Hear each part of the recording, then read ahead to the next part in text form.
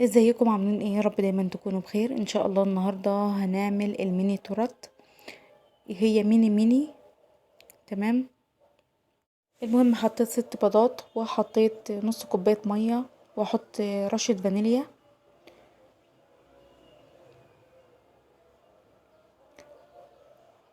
وهحط معلقه محسن كبيره مليانه وهحط 500 جرام دقيق اسبونج. احط كده معلقه مليانه وهحط 500 جرام دقيق اسبونج وضربتهم في العجان لحد ما القوام عالي معايا خالص وبقى كريمي كده. هبدأ احطه في صاج 30 في 40 او صينية 30 في 40. تمام. وهبدأ كده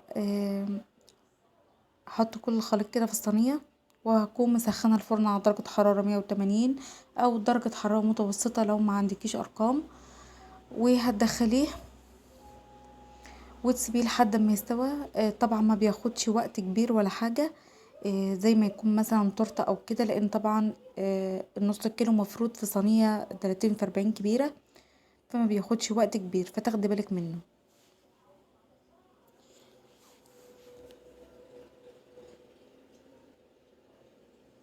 هبدأ طبعا اسويه كده بالسكرابر ده كده، لان انا مش عايزاه يبقى في مكان عالي وفي مكان واطي كده لتحت. انا عايزاه كله متساوي سوا واحد، عشان لما اجي اقطع ما يبقاش التقطيعة في جنب منها نازل لتحت والجنب عالي وحلو. كلها كده اسويها ببعضها زي ما انتم شايفين كده. هندخلها بقى على درجة حرارة 180 زي ما قلتلكوا الرف الاوسط لحد ما تستوي، وبعد كده هنشوف هنعمل ايه مع بعض. طبعا بدبها كده كام دبة في الارض مش على الرخامة، لان الصينية دي تقيلة لوحدها يعني. هنا بقى هبدأ اقشر كده السبونج بتاعي من فوق ومن تحت.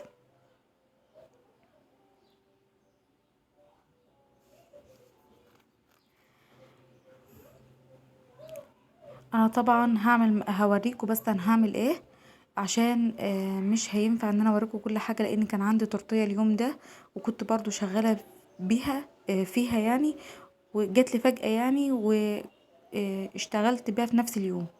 هنا بقى الغطا ده ده غطا برطمان مقاسه 10 سنتي. ببدأ كده بالسكينه المشنشره بحدد وبقطع زي ما انتم شايفين كده.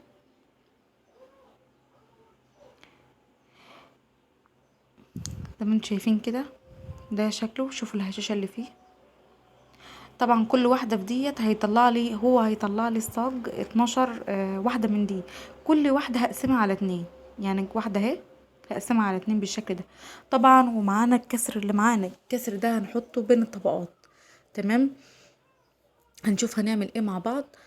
وهقول لكم انا طلعت ال3 يعني انا طلعت ال3 على كام. تمام. حطيت كده واحدة. انا بفضل بصراحة يعني بفضل ان احنا نجيب قواعد للميني تورت اشيك واحسن. انا بصراحة طلعت منهم ال3 بس والباقي خليته للبيت، لان ما يعني آم، كنت جلستهم كده وكانوا صعبين في التجليس، لان طبعا ما فيش قاعدة وصغيرين جدا مش قادرة اتحكم فيهم. انا بحب اشتغل في التورت الكبيرة مش الميني تورت، يعني حتى لو هي مقاس 16 او مقاس مثلا 14 حتى كنت قدرت اشتغل فيها. بس بصراحة تجليس حاجة زي كده ومن غير قاعدة كمان صعب. فالاحسن هو ورق الباكيوم طبعا. نجيبه اللي هو ده او الشفاف. ان شاء الله انا التجربة دي هجربها تاني، يعني انا جربت بس كده عشان اشوف مكسبها هيبقى حلو ولا لأ. وكمان هل يعني الاسبونج نص كيلو هيطلع لي قد ايه. بصراحة هو شغلها شغل الميني تورت هيطلع لي زي ما اكون بطلع تورتايه. تمام. آم، واكتر كمان يعني اكتر مثلا بواحدة او حاجة زي كده. يعني مثلا لو حسبنا نص كيلو مثلا، لو بنعمله في صينية مقاس 24 او مقاس 22، لا مقاس 24. التورتية دي مثلا لو هنبيعها من 150 ل170، فهي دي نفس الميني تورت بالظبط. فمثلا لو الشغل واقف ممكن نعمل حاجات صغيرة زي ديت ونبيعها مثلا التلاتة ب50 جنيه، فالناس هتاخدها لان سعرها بسيط. آه، دي الفكرة اللي جت لي، انا دايما بحب اجرب كده، وقلت اشارككم يعني، مننا نستفيد مع بعض، ومننا كمان يعني ايه نجرب كده نشوف الدنيا هتمشي معانا ازاي. بصراحة واحدة اتصلت عليا قالت لي ما عندكيش اي حاجة حلوة؟ قلت لها بصراحة بعد ما قلت لها كنت رايحة اقول لها لا، رجعت قلت لها انا عندي ميني تورت، بس بصراحة مش هعرضها لان انا عاملاها للبيت. فقالت لي خلاص اعملي لي حتى اي حاجة. قلت لها خلاص في 3. قالت لي بكام؟ قلت لها ب50 جنيه التلاتة، بطلعهم في كرتونة 25 في 25. هي كرتونة صغيرة كده تقريبا، تمن الكرتونة ممكن يكون 3 جنيه او حاجة زي كده. وطبعا مفيش قواعد. ورق الباكيوم ده اصلا كان عندي من زمان من زمان قوي كمان. فالموضوع لقيته كده مربح يعني مش وحش. بس طبعا لازما نجيب لهم قواعد، ولازما كمان نجيب لهم ورق باكيوم. مش شرط نفس الورق ده، يعني ممكن شفاف حلو قوي وكويس مش وحش. طبعا حطيت كده. بصوا بقى، انا هنا بحط الحاجات اللي هي المكسره، الحوافي وكده. بس طبعا لو في حاجه ناشفه هي كلها بسم الله ما شاء الله طالع طاري جدا وجميل جدا. فبحط كده اللي هو الكسر ده في النص كده، بعمله كرائه، هي بتبقى 3 طبقات حتى اللي في ورق الباكيوم، 3 طبقات تمام.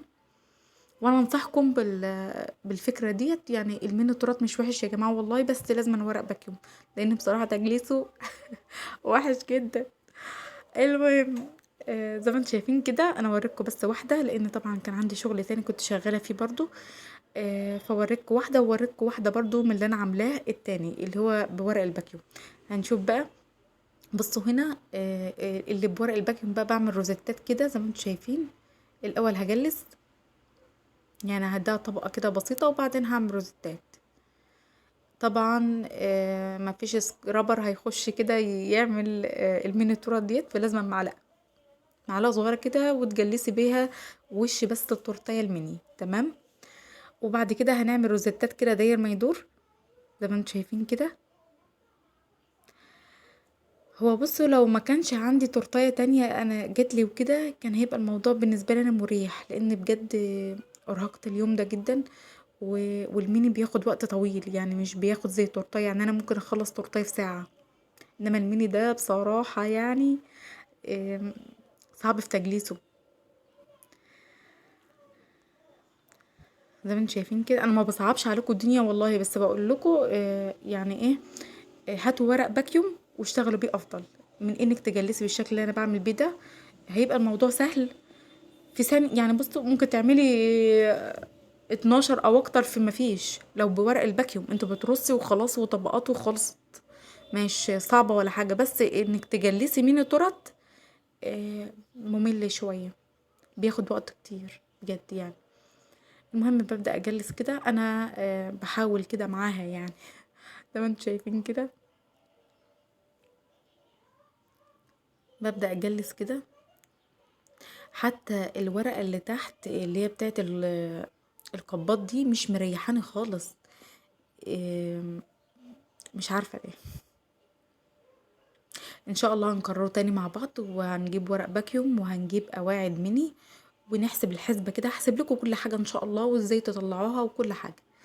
انا زي ما قلت لكم ان انا طلعت التلاتة ب50 جنيه. ومعلش يعني هما طلعوا معايا بالظبط كام تورتايه. بدا 6، طلعوا معايا 10 تورتات ميني. 10 تورتات ميني كويسين جدا جدا جدا. شوفي انت بقى هتطلعي التلاتة ب50، هيطلع ايه. بسم الله ما شاء الله هيبقى الربح بتاعها كويس مش وحش. هي ما بتاخدش كريمة كتير لو انت عملتها بورق الباكيوم. وحتى لو ما عملتهاش بورق الباكيوم وجبت لها قاعدة وحطيتيها كده على قاعدة كبيرة واشتغلتي على القاعدة الدوارة، بتهيألي هتبقى سهلة شوية. بس عشان انا كان عندي شغل تاني كنت مضغوطة شوية. فما يعني ما كانش في وقت ليا بس ان انا ايه اشتغل كويس. زي ما قلت لكم كده بحاول اسويها بالشكل ده. وعلى فكرة الواحدة بتكفي فردين مش فرد، يعني بعد التجليس وبعد الكلام ده بتكفي اتنين. يعني انا بجد كده كل واحدة ما قدرتش. آم، او ممكن في لو حد يعني بيحب الموضوع ده، بيحب يعني التورت قوي، ممكن ياكل واحدة تبقى فرد واحد يعني. زي ما انتوا شايفين كده. انتوا لو حسبتوا مثلا الواحدة ب20 جنيه مثلا آه، يعني 20 جنيه مش حاجة. وفي نفس الوقت هتطلعي التلاتة عرض ب50 جنيه. فاهمين؟ ده كده بعد التزيين. طبعا اي تزيين عندك اعمليه في دماغك بقى. هنا انا عملت كده بجيلو الفراولة، عملت كده بالكيس كده، عملت دريبات، وعملت روزيتات صغيرة كده، وبالاوريو بقى. وبدأت كده اظبط فيها. لزقت اوريو كده من الجنوب عشان برضو اداري الشغل اللي فيها. وطبعا احلى 3 فيهم طلعتهم. والباقي خليته البيت. انا بس كنت عامله تجربه بس كده اشوف الدنيا فيها ايه، مش اكتر يعني. انما انا ما نزلتهوش على الجروب ولا على الصفحه خالص. آم، وبجد تجربه حلوه. زي ما انتم شايفين كده ده شكلهم. بجد شكلهم جميل كده وصغنن كده. ده شكلهم بقى. ده اللي طلعوا، ده اللي نقيت فيهم الحلو قوي يعني، الحلو شوية وطلعتهم ايه. آم، طلعتهم للبيع دولت. ماشي. والباقي بقى خليتهم للبيت. دول الباقي بقى غير البنات اللي خدوه. يعني كان في فراولة كتير بس البنات خدوه يعني. ده شكلهم بجد شكلهم جميل ورقيق.